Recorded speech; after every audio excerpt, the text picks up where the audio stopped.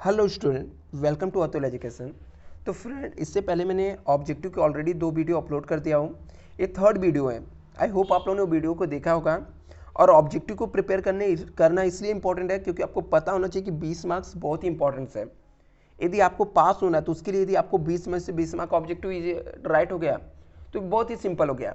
यदि आपको highest mark score करना है तो 20 मार्क के आपके ऑब्जेक्टिव राइट होने के बाद जो एग्जामिनर पेपर रहता है उतना अच्छे से चेक नहीं करता, क्योंकि आपके 20 मार्क के ऑब्जेक्टिव राइट है, इसलिए आपको ऑब्जेक्टिव राइट करना जरूरी है। तो इसलिए जितने भी ऑब्जेक्टिव क्वेश्चन है सब अच्छे से प्रिपेयर करके जाओ।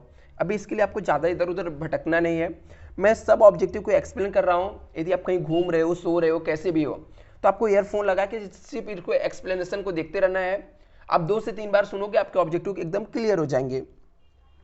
और मैंने यहाँ पे जितने भी 20 मार्क के ऑब्जेक्टिव के अंदर जितने भी टाइप्स के ऑब्जेक्टिव पूछे जाते हैं पूरे मैं आपको एक एक करके एक्सप्लेन करके देने वाला हूँ। तो चलो हम लोग स्टार्ट करते हैं। सबसे पहले हम लोग यहाँ पे आपका लेक्चर नंबर 3 है ऑब्जेक्टिव का। जैसे यहाँ पे दिया है कि आपको मैच द पैरा है, ये भी पूछा जा सकता है एग्जाम में। तो सबसे पहले आपको क्या करना है, जितने भी ग्रुप ए के आइटम रहेंगे सबको रीड कर लेना है फटाफट, और बी की रीड कर लेने। फिर इसके बाद मैच करना है, स्टार्ट करना है। जैसे यहाँ पे हेनरी फॉयल दिया है, principle of unity of direction दिया हुआ है, प्रिंसिपल ऑफ मैनेजमेंट दिया हुआ है, साइंटिफिक मैनेजमेंट थियरी दिया है, फंक्शनल ऑर्गेनाइजेशन दिया है, यहाँ पे दिया है 8 फॉरमैन दिया है, एफ.डब्ल्यू. टेलर दिया हुआ है। इसके बाद proper division of all activities दिया हुआ है, जनरल गाइडलाइन दिया हुआ है, a place for everything and everything in its place दिया हुआ है, वन हेड वन प्लान दिया हुआ है, लो वेजेस रेट दिया हुआ है।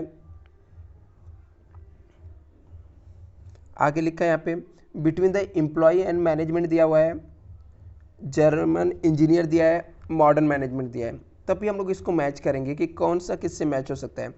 जैसे हेनरी फॉयल है, तो हेनरी फॉयल आपको पता है कि क्या है, मॉडर्न मैनेजमेंट के फादर बोला जाता है। तो इसका राइट ऑप्शन क्या रहेगा, मॉडर्न मैनेजमेंट रहेगा। नेक्स्ट यहाँ पे दिया principle of unity of direction. जो प्रिंसिपल रहता है यूनिटी ऑफ डायरेक्शन, ये किससे रिलेटेड है। तो यहाँ पे क्या होता है, यूनिटी ऑफ डायरेक्शन में 1 पर्सन रहता है, एक दूसरे पर्सन को क्या करता है, देता है। तो ये किस में होता है, one head one plan. Unity of direction जो रहता है वो किसके ऊपर फोकस करता है, वन हेड वन प्लान के ऊपर फोकस करता है। आगे लिखा principle of management. Principle of management क्या है, तो प्रिंसिपल ऑफ मैनेजमेंट आपको पता है क्या है, जनरल गाइड है। प्रिंसिपल ऑफ मैनेजमेंट जो है वो क्या है, एक जनरल गाइड है। तो कहाँ पे आ जाएगा, जनरल गाइड यहाँ पे आ जाएगा।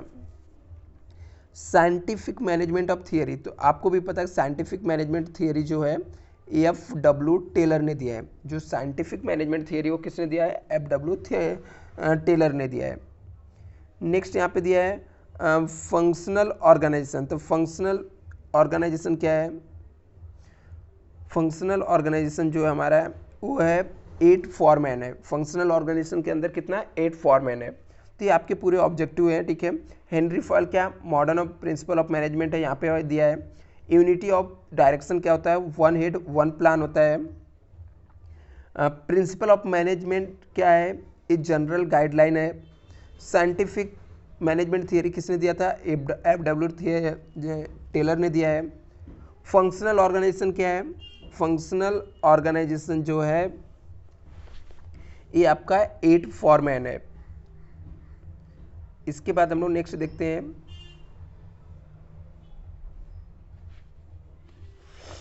लिखा है division of work. Division of work क्या होता है, तो डिवीजन ऑफ वर्क से क्या होता है, स्पेशलाइजेशन होता है। यदि हम लोग डिवीजन कर देते हैं, काम को डिवाइड कर देते हैं, तो उससे क्या होता है, हम लोग का स्पेशलाइजेशन आता है। अथॉरिटी, अथॉरिटी क्या होता है, अथॉरिटी आएगा तो साथ में रिस्पॉन्सिबिलिटी भी आना जरूरी है। आपको पता है अथॉरिटी एंड साथ में क्या होता है, रिस्पॉन्सिबिलिटी होता है। फेयर रेम्यूनरेशन, इस प्रिंसिपल का मतलब क्या होता है, फेयर रेम्यूनरेशन मीन्स क्या होता है, तो फेयर रेम्यूनरेशन मीन्स क्या होता है, हम लोग को right wages to the employ, employ को सही वेजेस देना चाहिए। फेयर रेम्यूनरेशन मीन्स क्या होता है, एम्प्लॉय को सही वेजेस देना चाहिए। डिसिप्लिन क्या है, डिसिप्लिन क्या है, एडरिंग टू दी रूल्स, रूल लाना, रूल्स इंप्लीमेंट करना है। गैंग प्लैंक क्या है, गैंग प्लैंक क्या है यहाँ पे, तो हम लोग देखते हैं ये रहता है डायरेक्ट कम्युनिकेशन है। गैंग प्लैंक क्या है, डायरेक्ट कम्युनिकेशन है। तो ऐसे यहाँ पे आपको मैच करना है। वापस से मैं बता देता हूँ, डिवीजन ऑफ वर्क क्या होता है, स्पेशलाइजेशन आता है। डिवीजन ऑफ वर्क से क्या आता है, स्पेशलाइजेशन आता है। तो ये डिवीजन ऑफ वर्क किस में आएगा, स्पेशलाइजेशन में आएगा। अथॉरिटी, अथॉरिटी क्या है, तो अथॉरिटी जो रहता है हम लोग का रिस्पॉन्सिबिलिटी आता है। अथॉरिटी से क्या आता है, रिस्पॉन्सिबिलिटी आता है। फेयर रेम्यूनरेशन मीन्स क्या होता है, राइट वेजेस मिलना चाहिए, मतलब सही वेजेस मिलना चाहिए। यहाँ पे डिसिप्लिन क्या होता है, एडरिंग द रूल के हिसाब से चलना है। गैंग फ्लैंक क्या होता है, डायरेक्शन ऑफ कम्युनिकेशन है या डायरेक्ट कम्युनिकेशन है। इसके बाद नेक्स्ट देखते हैं हम लोग यहाँ पे ग्रुप 1 में आपको क्या क्या दिया हुआ है, प्लानिंग दिया है, ऑर्गेनाइजिंग दिया है, स्टाफिंग दिया है, डायरेक्टिंग दिया है, कोऑर्डिनेटिंग दिया हुआ है। तो और यहाँ पे आपको दिया है it is the process of instruction of guideline communication and motivating. एक बार रीड कर लेने के सब। It is the integration and the synergization of the effect of group है। Deciding in advance what to do, how to do, when to do, where to do, ठीक है, ये सब डिसाइड करना है। Management is what and manager does, management क्या है, manager को क्या करना चाहिए। To focus on role of management कैसे रहता है। Decide the way of means to achieve the what has been plan, क्या प्लान किया गया है। इसके अलावा यहाँ पे दिया गया है 7th में, it is the process of comparing the actual performance with the predetermined standard performance से कंपेयर करना है। It is the set of principle है। It is the process of recurring selection, placing, remuneration है। To manage the forecast and plan करना है, ये सब इसके अंदर आता है। तभी हम लोग देखते हैं यहाँ पे क्या होता है।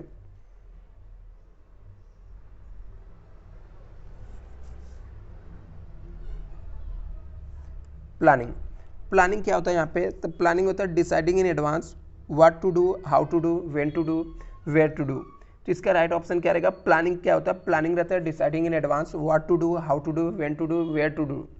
दूसरा ऑर्गेनाइजिंग, ऑर्गेनाइजिंग में क्या होता है, हम लोग चीज़ों को ऑर्गेनाइज करते हैं। तो इसका ऑर्गेनाइजिंग जो रहेगा, ऑर्गेनाइजिंग का राइट ऑप्शन जो आएगा deciding, deciding the way means to achieve the what is to be plan, जो प्लान किए उसको हम लोग कैसे अचीव कर सकते हैं।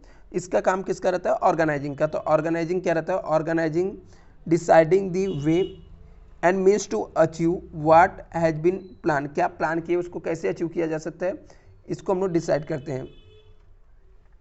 स्टाफिंग क्या है, तो स्टाफिंग क्या होता है, स्टाफिंग में हम लोग क्या करते हैं, चीज़ों को प्रोसेस करते हैं। यहाँ पे क्या होता है, it is the process of recurring selection, placing and remuneration. Staffing के अंदर हम लोग क्या करते हैं, प्रोसेस होता है जहाँ पे हम लोग रिकरिंग करते हैं, सिलेक्शन करते हैं, प्लेसिंग करते हैं, रेम्यूनरेशन का काम करते हैं। इसके अलावा नेक्स्ट क्या था, डायरेक्टिंग। डायरेक्टिंग क्या होता है, हम लोग गाइडलाइन देते हैं। डायरेक्टिंग से क्या होता है, हमारा गाइडलाइन होता है। तो डायरेक्टिंग कहाँ पे जाएगा, डायरेक्टिंग कहाँ पे जाएगा, यहाँ पे आ जाएगा।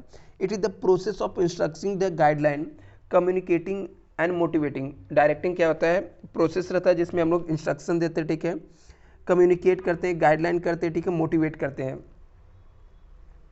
कोऑर्डिनेटिंग, ठीक है, कोऑर्डिनेटिंग क्या होता है, यहाँ पर कोऑर्डिनेशन करना, मतलब एक दूसरे को कोऑर्डिनेट करके रखना। तो ये काम किसका रहता है, it is the integration of synergization of effort of group को कोऑर्डिनेट करने का काम कौन करता है, कोऑर्डिनेटिंग करता है। तो ये टोटल इसके MCQ थे।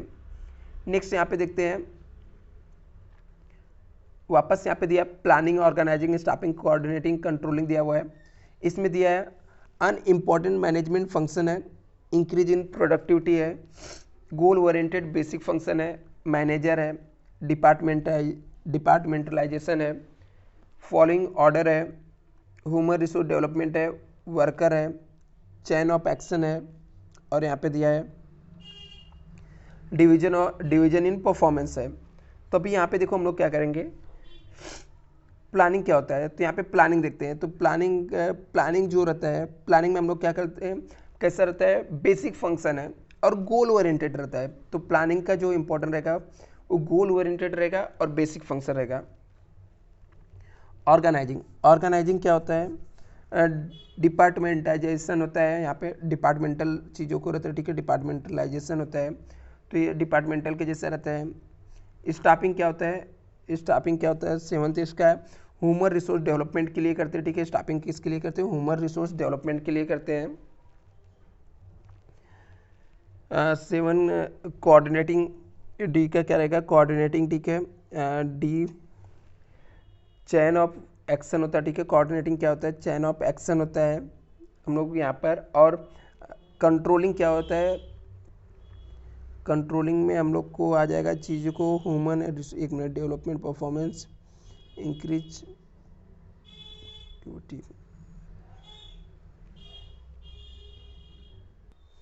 तो कंट्रोलिंग हमारा क्या आता है? डाइवर्जन ऑफ परफॉर्मेंस आ जाएगा इसका। कंट्रोलिंग का डाइवर्सन ऑफ परफॉर्मेंस आ जाएगा। चलो एक बार वापस से रिवीजन कर लेते क्या आता है। तो प्लानिंग क्या आता है? प्लानिंग हम लोग किसके लिए करते हैं? प्लानिंग क्या रहता है हमारा? गोल ओरिएंटेड रहता है, ठीक है, और बेसिक फंक्शन रहता है। दूसरा हम लोग का रहता है ऑर्गेनाइजिंग। ऑर्गेनाइजिंग क्या होता है? ऑर्गेनाइजिंग जो रहता है डिपार्टमेंटलाइज रहता है, मतलब हम लोग चीज़ों को डिपार्टमेंटल में डिवाइड करते हैं। स्टाफिंग क्या होता है? ह्यूमन रिसोर्स डेवलपमेंट के लिए करते हैं हम लोग। कोऑर्डिनेटिंग क्या होता है? 9th यहाँ पे देखते हैं। 9th में क्या था? चैन ऑफ एक्शन होता है। कंट्रोलिंग क्या होता है? एकदम लास्ट वाला है डिविएशन ऑफ परफॉर्मेंस होता है। तो इसके हमारे फंक्शन होते हैं। अभी यहाँ पे चैप्टर नंबर 3 देखते हैं क्या होता है। इंटरप्रेनरशिप डेवलपमेंट, ठीक है। इंटरप्रेनरशिप डेवलपमेंट क्या होता है? जैसे इसके अंदर ये जो चैप्टर है इसके अंदर के जो फिलिंग द ब्लैंक्स है, सबसे पहले दिया गैप फाइलिंग ऑफ फंक्शन होता है, इंटरप्रेनर होता है, agro tourism, technology, startup India. अभी ये सब एक बार आपने रीड कर लिया तो इसके बाद ग्रुप बी पढ़ लेने का, उसके बाद मैच करने का। तो ग्रुप बी के अंदर जो दिया गया है 2016 दिया हुआ है, एम्प्लॉयमेंट दिया है, ओल्ड मेथड्स ऑफ प्रोडक्शन दिया है, 2019 दिया है, सेल्फ मोटिवेशन दिया है, रूरल टूरिज्म दिया है, एंटरप्रेन्योरशिप दिया है, लेटेस्ट नॉलेज दिया है, नेसेसिटी ऑफ बेस्ड दिया है, मेडिकल टूरिज्म दिया है। तो सबसे पहले हम लोग देखते हैं यहाँ पे गैप फाइलिंग क्या होता है। तो गैप फाइलिंग जो था एक कब आया था हम लोग का? ये गैप फाइलिंग क्या है? इंटरप्रेनरशिप है। गैप फाइलिंग फंक्शन किसका होता है? इंटरप्रेनरशिप का होता है। गैप फाइलिंग फंक्शन किसका होता है? इंटरप्रेनरशिप का होता है। आगे लिखा है इंटरप्रेनर। इंटरप्रेनर कहाँ पे आएगा इसका? ये रहेगा सेल्फ मोटिवेटेड होता है। इंटरप्रेनर क्या होता है? हमेशा सेल्फ मोटिवेटेड होता है। एग्रो टूरिज्म किसके लिए है? एग्रो टूरिज्म किसके लिए है? तो एग्रो टूरिज्म जो रहता है रूरल टूरिज्म है। क्या है? रूरल टूरिज्म है। एग्रो टूरिज्म क्या है? रूरल टूरिज्म है। स्टार्टअप इंडिया क्या है? Sorry, technology. इससे पहले टेक्नोलॉजी देख लेते हैं। तो टेक्नोलॉजी क्या होता है? लेटेस्ट नॉलेज होता है। टेक्नोलॉजी क्या होता है? लेटेस्ट नॉलेज होता है। स्टार्टअप इंडिया क्या है? स्टार्टअप इंडिया 2016 में गवर्नमेंट ने लाया था। तो वापस से देख लेते हैं। तो यहाँ पे गैप फाइलिंग फंक्शन किसका है? गैप फाइलिंग फंक्शन है इंटरप्रेनरशिप का। गैप फाइलिंग फंक्शन क्या होता है? इंटरप्रेनरशिप सॉरी, इंटरप्रेनर क्या है? सेल्फ मोटिवेटेड रहता है। इंटरप्रेनर जो रहता है वो सेल्फ मोटिवेटेड रहता है। एग्रो टूरिज्म क्या है? एग्रो टूरिज्म रूरल टूरिज्म है। इसके बाद टेक्नोलॉजी क्या था? लेटेस्ट नॉलेज होता है। स्टार्टअप इंडिया कब आया था? 2016 में आया था। तो इस तरीके से आई होप ये आपका क्लियर हो गया रहेगा। बिजनेस सर्विस, बिजनेस सर्विस जो चैप्टर है इसमें है आपको दिया है रिजर्व बैंक ऑफ इंडिया दिया है, ओवरड्राफ्ट फैसिलिटी दिया है, एटीएम दिया है, फिक्स डिपॉजिट दिया है और बिजनेस सर्विस दिया हुआ है। और इधर ऑप्शन में दिया है रिकरिंग डिपॉजिट अकाउंट दिया है, 12 आवर्स सर्विस दिया हुआ है, विथड्रॉवल आफ्टर फिक्स पीरियड दिया हुआ है, सेंट्रल बैंक दिया है, करंट अकाउंट दिया है, 24 आवर्स सर्विस दिया है, कॉमर्शियल बैंक दिया है, withdrawal before fix period time दिया हुआ है, ठीक है, इंटीग्रेशन इन नेचर दिया हुआ है और टेंजिबल इन नेचर दिया हुआ है, ठीक है। इतना आइटम आपको दिया हुआ है। तो सबसे पहले हम लोग देखते हैं रिजर्व बैंक ऑफ इंडिया क्या दिया हुआ है, ठीक है। रिजर्व बैंक ऑफ इंडिया के अंदर क्या आएगा? तो रिजर्व बैंक ऑफ इंडिया जो है वो इंडिया की सेंट्रल बैंक है, आपको भी पता, ठीक है। रिजर्व बैंक ऑफ इंडिया कहाँ पे आ जाएगा? सेंट्रल बैंक है। रिजर्व बैंक ऑफ इंडिया क्या है? सेंट्रल बैंक है। इसके अलावा ओवरड्राफ्ट फैसिलिटी जो रहता है करंट अकाउंट होल्डर को मिलता है। तो यहाँ पे ऑप्शन देखते हैं करंट अकाउंट दिया है कि नहीं दिया है। नहीं दिया है यहाँ पे, तो करंट अकाउंट में आ जाएगा।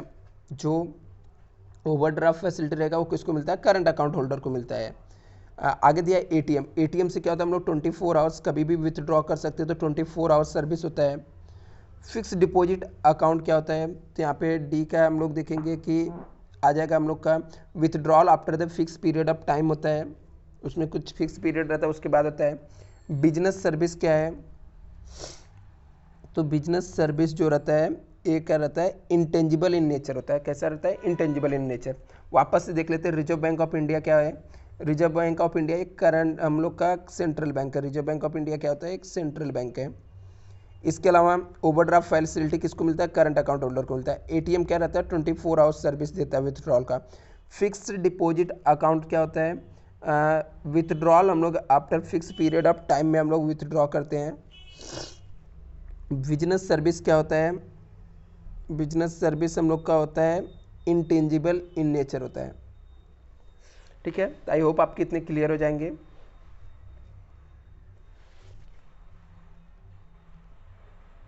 नेक्स्ट देखते हैं यहाँ पर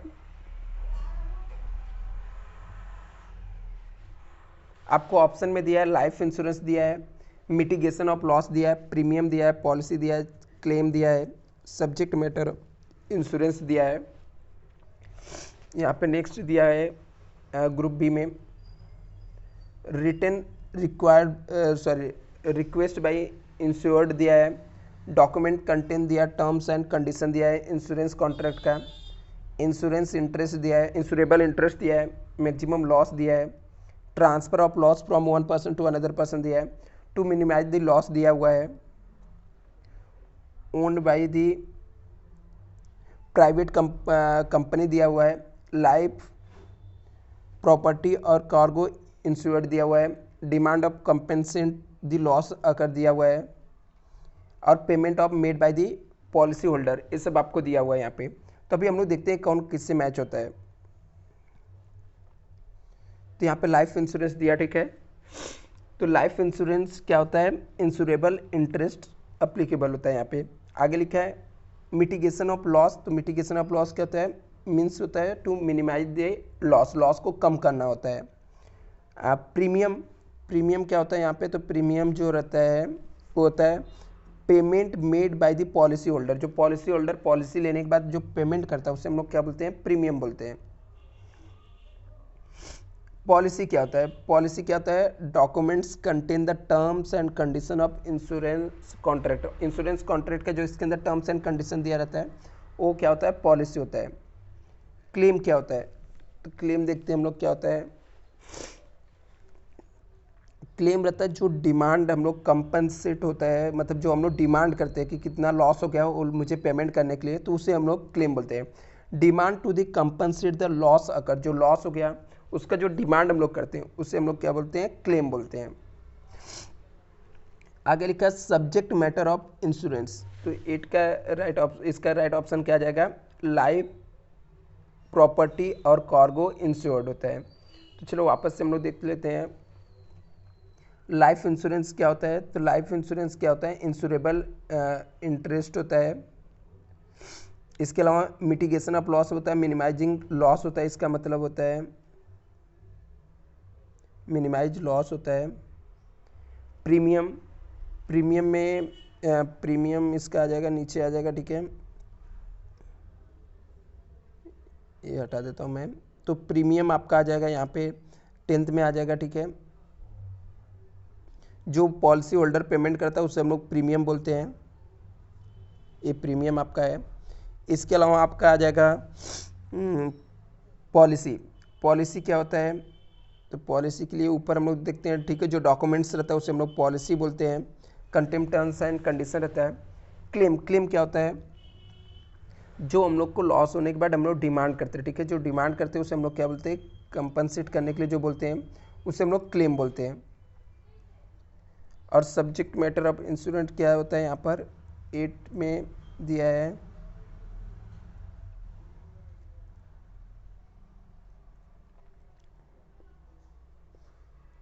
सब्जेक्ट मैटर ऑफ इंश्योरेबल होता है, life property and cargo insurance, ये सब होता है। तो आई होप आपको इतना क्लियर रहेगा। अभी नेक्स्ट वीडियो में हम लोग जो आगे के जो चैप्टर रहेंगे उनके हम लोग करने वाले, ठीक है।